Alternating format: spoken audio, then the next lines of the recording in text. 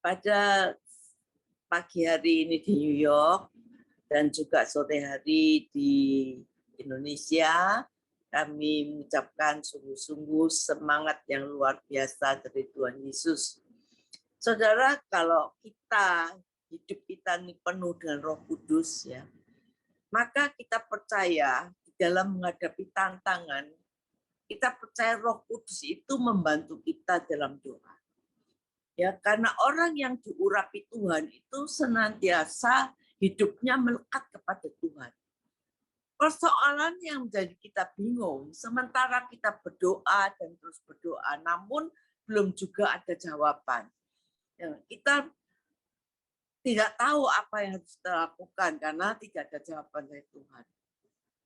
Kita akan belajar bersama melihat bagaimana bangsa Israel pernah mengalami penderitaan dan mereka berdoa kepada Tuhan yang terambil di dalam Yesaya 51 ayat 1 dan 3. Yang berkata, dengarkanlah aku, hai kamu yang mengejar apa yang benar. Hai kamu yang mencari Tuhan. Pandanglah gunung batu yang daripadanya kamu terpahat, dan kepada lubang penggalian batu yang daripadanya kamu tergali. Pandanglah Abraham, bapak leluhurmu, dan Sarah yang melahirkan kamu. Ketika Abraham seorang diri, aku memanggil dia. Lalu aku memberkati dan memperbanyak dia. Sebab Tuhan menghibur Sion, menghibur segala reruntuhannya. Ia membuat padang gurunnya seperti Taman Eden dan padang belantaranya seperti Taman Tuhan. Di situ terdapat kegirangan dan sukacita, nyanyian syukur dan lagu yang nyaring. Saudara, dalam Yesaya 51 ini merupakan janji Tuhan kepada umat Israel setelah mereka pulang dari pembuangan dan melihat kotanya itu runtuh, berantakan, berpuing-puing. Tetapi kita lihat bagaimana bahwa Tuhan itu setia, Tuhan tidak akan membiarkan umatnya dalam keadaan berpuing-puing. Mereka berdoa kepada Tuhan, berseru-seru pada Tuhan. Dan mengapa semuanya ini terjadi? Dan jawaban Tuhan merupakan janji pemulihan Allah kepada bangsa Israel dan merupakan contoh bagi kita yang dicatat sebagai firman Tuhan dan yang kita yakini sebagai orang percaya bahwa Allah adalah Allah yang mendengar, menjawab doa kita, masih berbicara kepada kita dari dulu, sekarang, bahkan sampai selama-lamanya, dan senantiasa memberikan kemenangan kepada kita. Kalau kita sebagai orang percaya sudah tidak bisa mendengar suara Tuhan, maka berarti kita jauh dari rumah Allah. Tuhan mengatakan pada waktu mereka berseru-seru pada Tuhan, dan Tuhan menjawab, dengarkanlah aku. Saudara, mendengar suara Tuhan. Bangsa Israel berseru-seru tanya sama Tuhan, dan Tuhan jawab, dengarkanlah aku. Kalau kita sebagai orang percaya sudah tidak bisa mendengar suara Allah, berarti kita ini sudah jauh dari rumah Bapa. Seperti anak bungsu yang tinggal di kandang babi, ya, dia bukan saja tidak bisa mendengar suara bapaknya, tapi dia tidak tahu akan haknya sebagai anak. Selama kita melekat pada Tuhan dan hidup dalam pimpinan Roh Kudus, maka kita akan senantiasa dapat mendengar suara Tuhan. Seringkali kita mengalami kegagalan, masalah dalam hidup kita. Mungkin keadaan serius, ya, yang kadang kita tidak tahu apa yang mesti kita perbuat. Dan kita bertanya pada Tuhan seperti bangsa Israel. Betul dia bebas, tapi waktu dia kembali ke kotanya, dia melihat kotanya dalam keadaan puing-puing dan berantakan. Dan mereka berseru pada Tuhan, dan Tuhan berkata, dengarkanlah aku. Saudara, kenapa Tuhan mengatakan dengarkanlah aku? Karena mendengar suara Allah itu adalah awal mujizat. Mendengar suara iblis itu adalah awal kehancuran. Kita lihat bagaimana Adam dan Hawa yang hidup di Taman Firdaus bersama Allah mengalami hidup yang fatal, diusir dari Taman Eden hanya karena mendengar suara iblis. Saudara, kenapa kita harus mendengar suara Tuhan? Karena mendengar lebih baik dari korban. Oleh karena itu dalam Pengkhotbah 4 ayat 17 berkata, jagalah langkahmu kalau kamu ke rumah Tuhan. Karena menghampiri untuk mendengar lebih baik daripada mempersembahkan korban. Banyak orang yang beribadah membawa telinganya tapi tidak membawa pendengarannya. Banyak orang beribadah dengan firman Tuhan tapi pulang tidak tahu apa-apa karena tidak mendengar dengan sungguh-sungguh. Dan orang yang demikian pasti pulang dengan tidak membawa berkat dan ibadahnya pun sia-sia.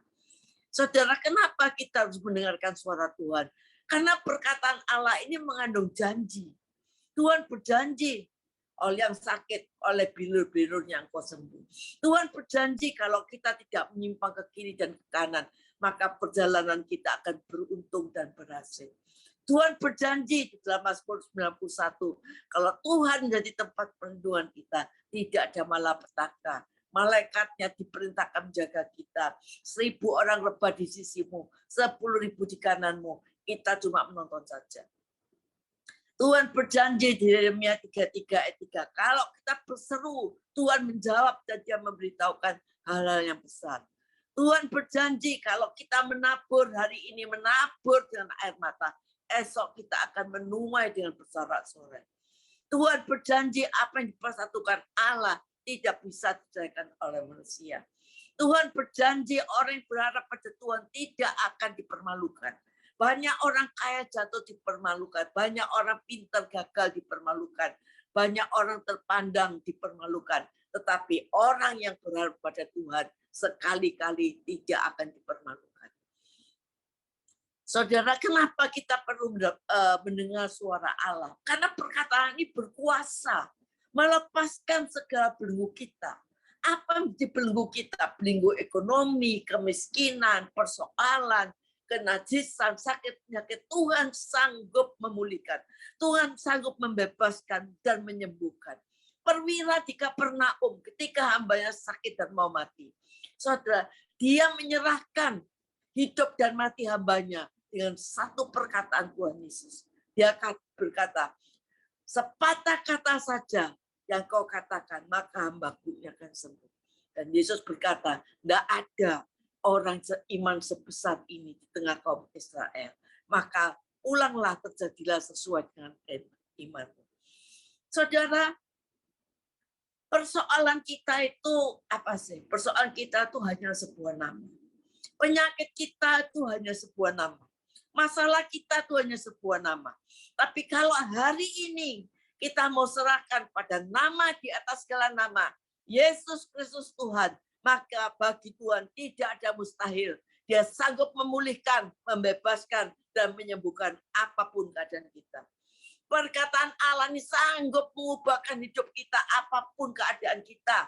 Dia sanggup membuat kita menjadi ciptaan yang baru. Kita lihat perempuan Samaria, orang yang berdosa punya 5 suami, bahkan yang terakhir bukan suaminya. Waktu ketemu Yesus, Yesus berkata-kata kepada dia, perempuan ini bertobat dan menjadi saksi Kristus. Perkataan Allah ini mengandung hidup yang kekal. Oleh sebab itu, langit dan bumi boleh lenyap, tapi firman Allah kekal untuk selamanya. Oleh sebab itu, apapun keadaanmu, carilah Tuhan dan firman-Nya. Dengar suaranya. Jangan dengar suara iblis. Jangan dengar suara hatimu. Kalau engkau dengar suara hatimu, engkau bisa membuat engkau bimbang. Engkau tidak bisa mengambil keputusan. Tapi dengarkan suara Allah. Kalau engkau mendengar suara Allah, disitulah awal mujizat. Yang kedua dikatakan, pandanglah gunung batu yang daripadanya kamu terpahat, dan kepada lubang penggalian batu yang padamu kamu tergali. Kenapa kita harus memandang gunung, ya, gunung batu, ya, gunung apa? Berkali-kali Alkitab berkata tentang gunung. Waktu Musa mengalami perkara yang dahsyat, Allah katakan, naiklah ke atas gunung. Kalau kita berbicara tentang gunung, maka kita berbicara tentang hadirat Tuhan.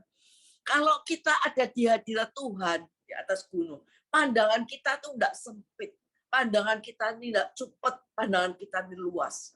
Kita lihat sekarang banyak anak Tuhan, Bapak Ibu yang pikirannya sempit, ya. mengambil keputusan yang salah, ya, selingkuh, cerai, nggak bisa mengampuni, membenci, marah, iri hati, ya. Anak-anak muda juga demikian. Saudara, kalau kita ada di hadirat Tuhan, di atas gunungnya Tuhan, maka persoalan besar menjadi kecil. Kita lihat batu-batu yang besar, sungai-sungai, pohon yang besar, tembok yang tinggi itu, semua kelihatannya kecil.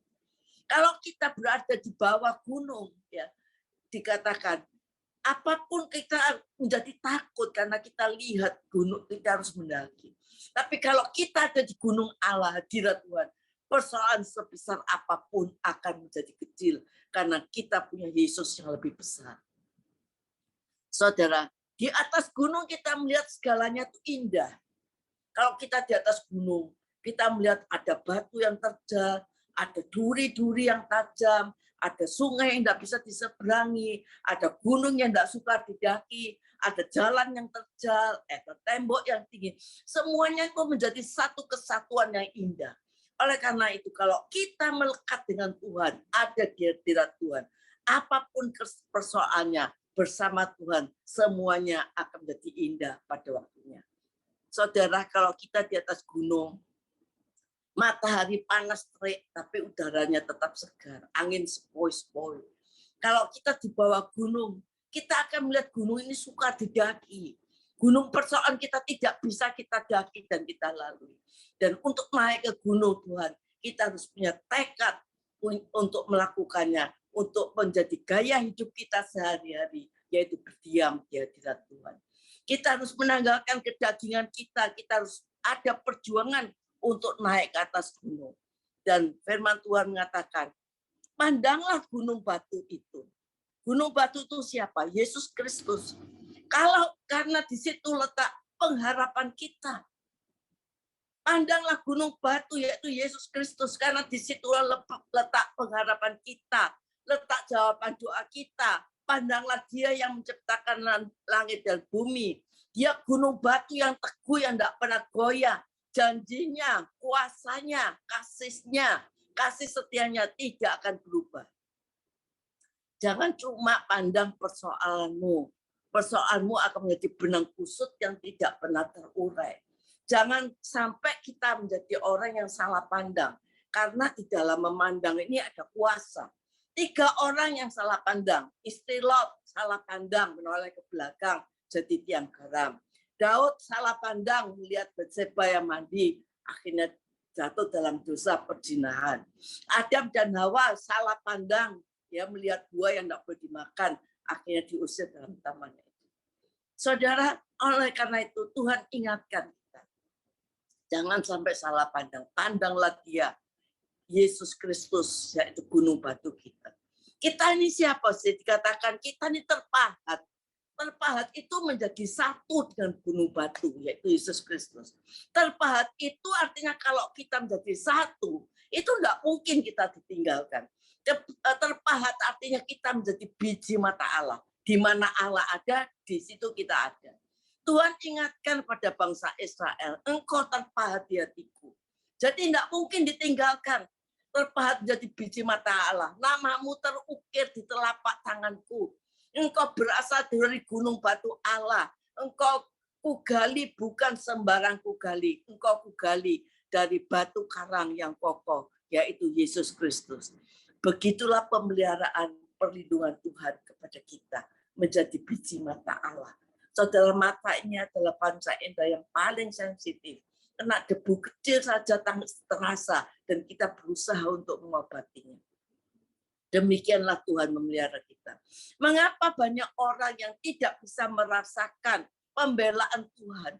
Karena mereka belum menjadi Kristen yang terpahat dan menjadi biji mata Allah, tapi hanya menjadi orang Kristen yang dekat dengan Allah.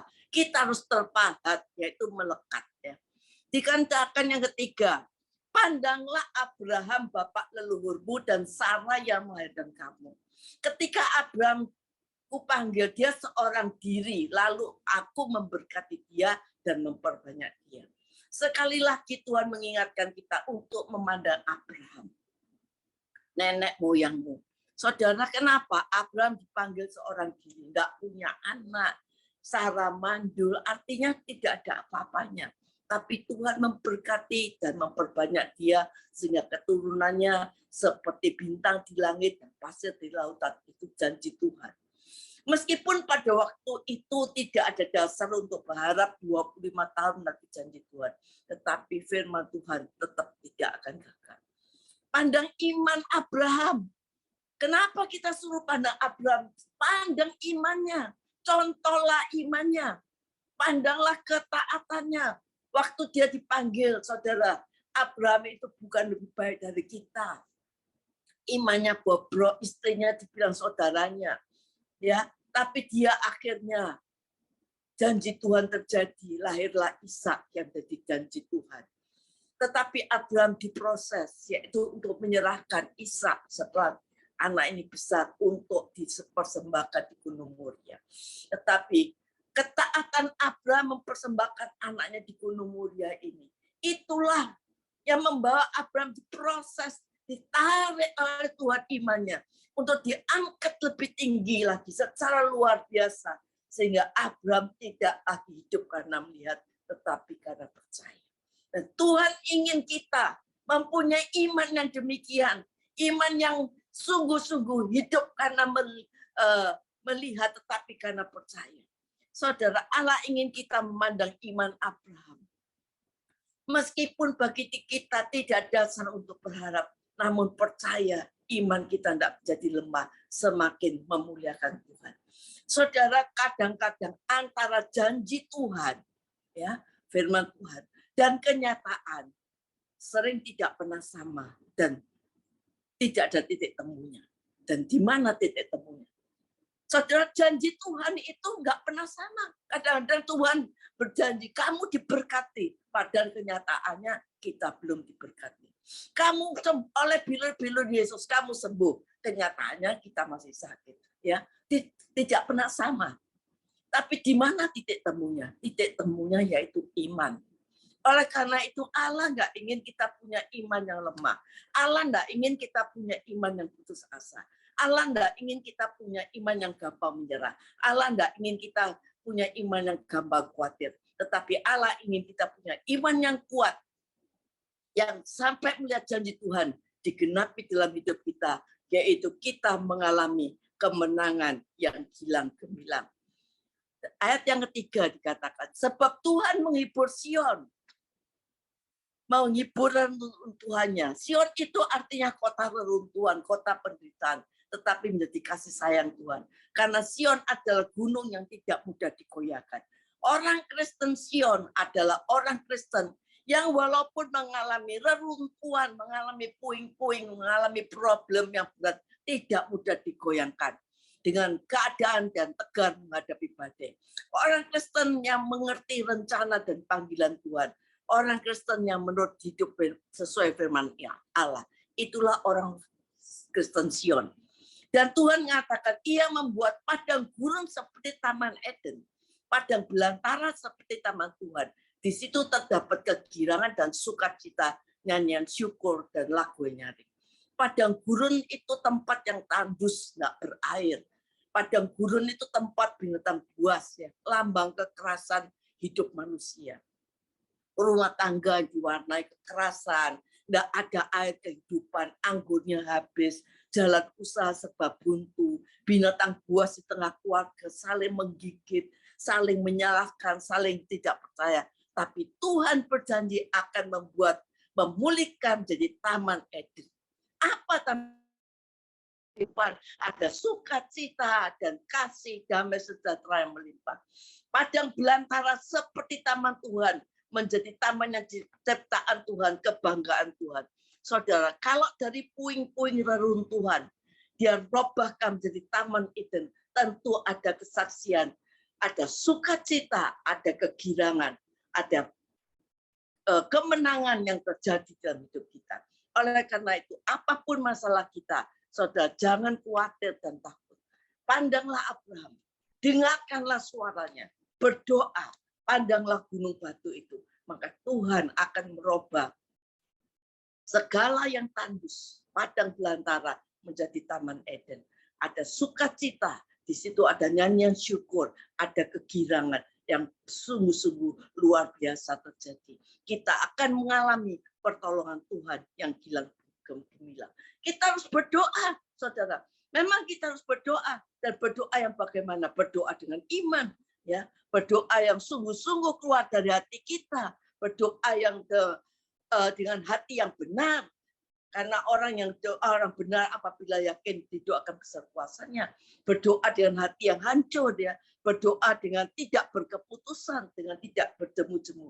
Saudara, kita sungguh-sungguh kalau kita mau berdoa pada Tuhan, Tuhan menjawab. Jangan lihat persoalan, jangan pandang persoalan, pandang Tuhan. Pandanglah gunung batu, pandanglah iman Abraham. Maka kalau kita mengalami semua itu, maka kita akan mengalami kemenangan yang gilang gemilang yang Tuhan janjikan dari tangan kanannya. Haleluya. Amin.